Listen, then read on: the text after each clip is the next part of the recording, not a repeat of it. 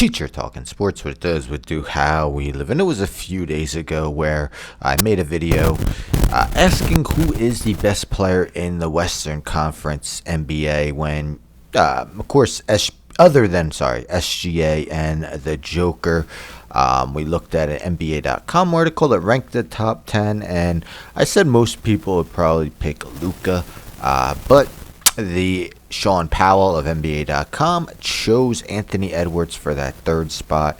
He had Luka fourth and Steph Curry fifth. So let's take a look at the Eastern Conference today, and I think it should be a near consensus opinion that the Greek Freak is the best player in the Eastern Conference, two-time MVP, Finals MVP, Defensive Player of the Year, a guy who's averaging 30-plus points, 10-plus rebounds, and especially with Jason Tatum out for likely next season. And, Tyrese Halliburton would have a case for the top 10 as well. So those two guys are not included on Sean Powell. So, here I'm going to ask who is the best player in the East other than the Greek Freak. So we look at Sean Powell's list, and of course he has Giannis first. I mean, no argument there for really should be anyone. Second, he has the Brunson burner, the reigning clutch player of the year. Jalen Brunson came up huge in so many big games, playoff performances, got the Knicks to their first Eastern Conference Finals in 25 years, and seeing if he could take it a step farther this year. Third is Donovan Mitchell. Donovan Mitchell did make, as you see here, All-NBA first team, while Brunson made the second team. But right now, Brunson's Knicks have just done better in the playoffs than the Cavaliers. Last year the Cavs made it. Well, they both lost to the Pacers, but the Knicks did get one round further, and then it was 3 years ago that the Knicks defeated the Cavaliers in the first round of the playoffs. It's close, but this writer gives Brunson the edge. Fourth, and I would actually probably flip these two, so Banchero fourth, Cunningham fifth. I just think Banchero can improve at both. Even mentions here rim protection, and sometimes his efficiency isn't fantastic. And, for a bigger guy, you'd want him to be a little more efficient from the field. But what surprises me is that they have Banchero fourth, but they don't have Franz Wagner in the top 10. I think I'd give the slight advantage to Banchero, but I don't think it's a huge gap between the two guys. And I think the Magic actually had a better record in games Wagner played without Banchero than the other way around. But I think I would have Cunningham above Banchero, third team All-NBA last year. Had his moments against the Knicks, is turnover prone, certainly, but I think that's something he will continue to improve on. I mean, where do you put this guy? Joel Embiid sixth.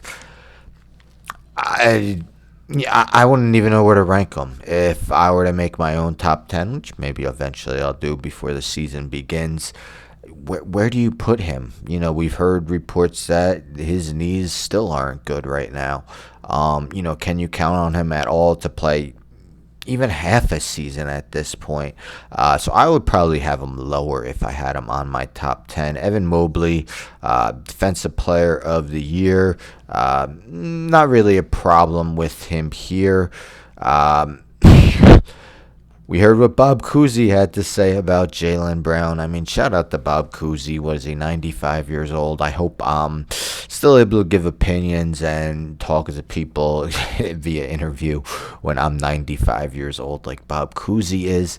But yeah, Brown is Finals MVP, Eastern Conference Finals MVP, but he will be the number one guy for Boston this year while Tatum is injured. Of course, Holiday and Porzingis are no longer on the team as well, so it won't be easy.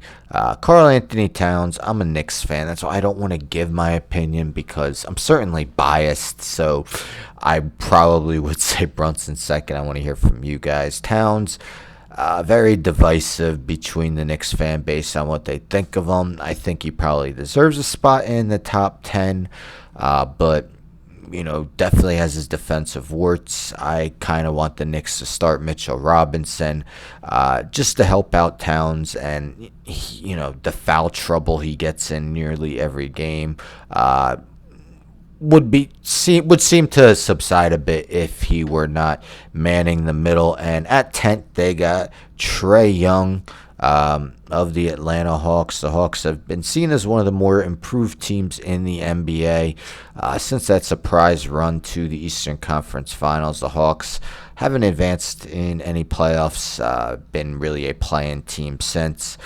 So what do you think? What do you agree with? Much of the top 10?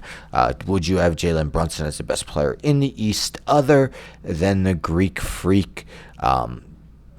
He also mentions due respect to Scotty Barnes, Bam Adebayo, and Tyrese Maxey, all whom just missed the cut. Man, he's not high on Franz Wagner at all, not even having him, I guess, top 13 in the East. I would have Wagner over Barnes, to be honest. I think Wagner was better than Adebayo last year, but Adebayo certainly has, 5-6 years of all-star level play, so I don't, I'm not going to say for certain Wagner's better. But yeah, let me know in the comments your thoughts on the list and who the best player in the East is besides the Greek Freak. Anyhow, don't forget to subscribe. Tell a friend to subscribe. Like the video, share the video, hit the bell for notifications. I'm out.